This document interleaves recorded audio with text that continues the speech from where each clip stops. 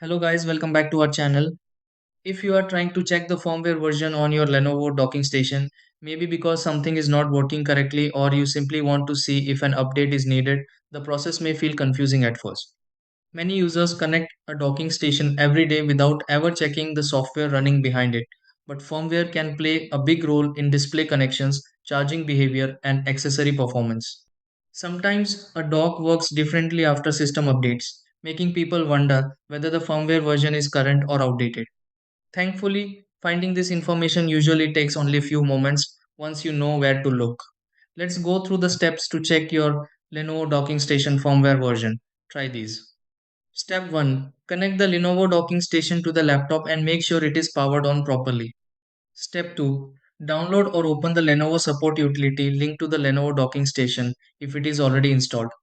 Step 3. Search for device details inside the software connected to the Lenovo docking station. Step 4. Open the information section for the Lenovo docking station to view hardware and software details.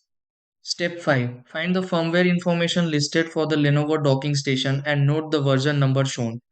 Step 6. Compare the version on the Lenovo docking station with the latest release if you want to check for updates.